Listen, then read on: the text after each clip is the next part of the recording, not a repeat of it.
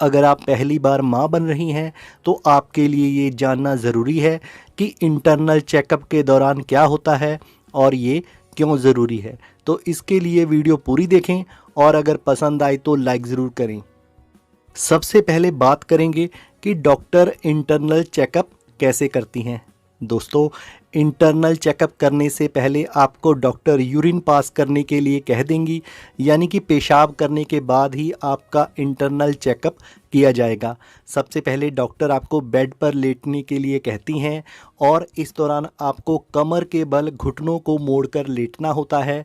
इसके बाद डॉक्टर अपने राइट हैंड यानी कि दाएं हाथ में ग्लव्स पहनती हैं और अपनी इंडेक्स फिंगर और मिडिल फिंगर यानी कि अपने हाथ की दोनों उंगलियों को आपके प्राइवेट पार्ट में डालती हैं और इंटरनल चेकअप करती हैं। दोस्तों, अब बात करेंगे कि प्रेगनेंसी के कौन से महीने में इंटरनल चेकअप किया जाता है और ये क्यों ज़रूरी है। दोस्तों, ज़्यादातर प्रेगनेंसी के 9वें महीने में जब आप डॉक्टर के पास चेकअप के लिए जाती हैं तो उस दौरान डॉक्टर आपका इंटरनल चेकअप करेंगी, या फिर जब आपको प्रसव पीड़ा यानी कि लेबर पेन शुरू होती है तब भी डॉक्टर इंटरनल एग्जामिनेशन करती हैं। दोस्तों, इंटरनल चेकअप से एक तो डॉक्टर को सर्विक्स डायलेशन का पता चलता है, यानी कि सर्विक्स मुलायम होकर कितनी फैली है, उसका मुंह कितना खुला है यानी कि बच्चेदानी का मुंह कितना ओपन हो चुका है और कितना होना बाकी है, इसके बारे में पता चलता है। और दूसरा, इंटरनल चेकअप से डॉक्टर आपके पेल्विस एरिया यानी कि हिप बोन स्ट्रक्चर की जांच भी करती हैं। हिप बोन स्ट्रक्चर यानी कि आपकी कूल्हे की हड्डी का वह रास्ता जहां से डिलीवरी के दौरान बच्चे को गुजरना होता है। इस दौरान डॉक्टर देखती हैं कि आपका पेल्विस एरिया सही है या नहीं, कहीं हड्डी का यह रास्ता तंग तो नहीं है, इसमें कोई नुक्स तो नहीं है, कहीं हिप बोन स्ट्रक्चर सिकुड़ा हुआ तो नहीं है, क्योंकि अगर ये स्ट्रक्चर तंग है, सिकुड़ा है, तो ऐसे में डिलीवरी के दौरान बच्चे को बाहर आने में मुश्किल हो सकती है। बाहर आते समय बच्चा फंस सकता है, डिलीवरी में परेशानी आ सकती है और ऐसी कंडीशन होने पर डॉक्टर मजबूरन ऑपरेशन डिलीवरी ही करती हैं। तो कहने का मतलब है कि इंटरनल चेकअप से एक तो डॉक्टर को आपकी सर्विक्स के फैलाव का पता चलता है और दूसरा आपके पेल्विस एरिया की स्थिति के बारे में भी डॉक्टर को पहले ही पता चल जाता है। यानी कि इस जांच से डॉक्टर को यह पता लग जाता है कि आपकी नॉर्मल डिलीवरी हो सकती है या नहीं। तो इसलिए इंटरनल एग्जामिनेशन करना बहुत ज़रूरी है। दोस्तों, ज़्यादातर मामलों में प्रेगनेंसी के 9वें महीने में ही इंटरनल चेकअप किया जाता है, या फिर जब आप अस्पताल में एडमिट हो जाएंगी तो डिलीवरी से पहले जब भी ज़रूरत महसूस हो तो डॉक्टर आपका इंटरनल चेकअप करके देखेंगी कि सर्विक्स कितनी खुली है और कितनी ओपन होनी बाकी है, यानी कि नॉर्मल डिलीवरी का क्या प्रोसेस है। और जैसा कि आपको पता है कि जब सर्विक्स 10 सेंटीमीटर तक ओपन हो जाती है तभी नॉर्मल डिलीवरी संभव हो पाती है, यानी कि बच्चा बाहर आ पाता है। दोस्तों, इसके अलावा अगर आपको प्रेगनेंसी की आखिरी स्टेज यानी कि ड्यू डेट तक भी लेबर पेन शुरू ना हो तो कुछ मामलों में डॉक्टर प्रसव शुरू करवाने के लिए मेम्ब्रेन स्वीप प्रोसेस भी अपना सकती हैं।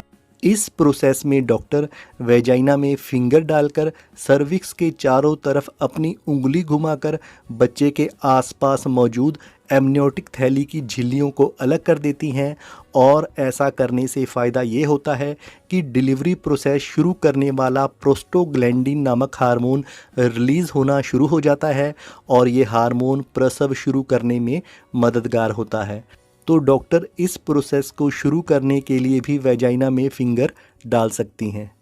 दोस्तों, बहुत कम ऐसे मामले होते हैं जब प्रेगनेंसी के 9वें महीने से पहले भी डॉक्टर इंटरनल चेकअप कर सकती हैं।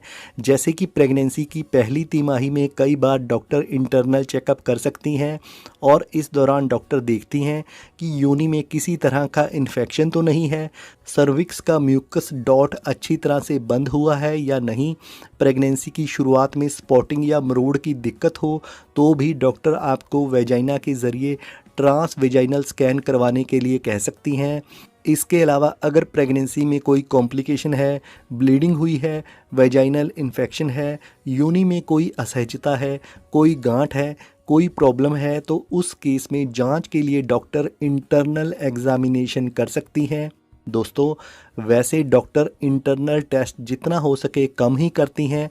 अगर बहुत ज़रूरी हो तभी वह पहले ये टेस्ट करेंगी, लेकिन अगर प्रेगनेंसी बिल्कुल नॉर्मल चल रही है, कोई भी कॉम्प्लिकेशन नहीं है, तो ज़्यादातर मामलों में प्रेगनेंसी के 9वें महीने में ही इंटरनल चेकअप किया जाता है।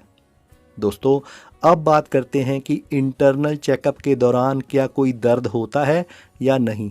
दोस्तों, अगर आपकी पहली प्रेगनेंसी है तो आप इस दौरान थोड़ा असहज महसूस भी कर सकती हैं, लेकिन इसमें घबराने वाली कोई बात नहीं है।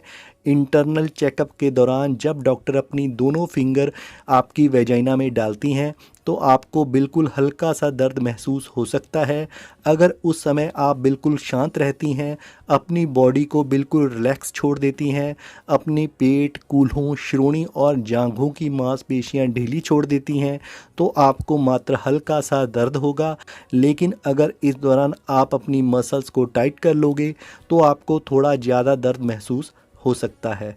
तो इसलिए जब डॉक्टर इंटरनल चेकअप करें, आपने अपनी बॉडी को बिल्कुल ढीला छोड़ देना है और रिलैक्स महसूस करना है।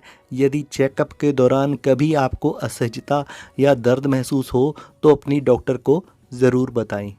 दोस्तों, अगर आप इंटरनल चेकअप को लेकर परेशान हैं या आप संकोच महसूस कर रही हैं तो आप अपनी डॉक्टर से बात कर सकती हैं। वैसे आपकी डॉक्टर आपको बता देगी कि यह एक नॉर्मल प्रोसेस है और इसमें परेशान होने वाली कोई बात नहीं। तो दोस्तों, अब आपको पता लग गया होगा कि प्रेगनेंसी के दौरान इंटरनल चेकअप कैसे किया जाता है, कब किया जाता है और ये क्यों ज़रूरी है। अगर आपको वीडियो अच्छी लगी हो तो चैनल को सब्सक्राइब करना मत भूलें।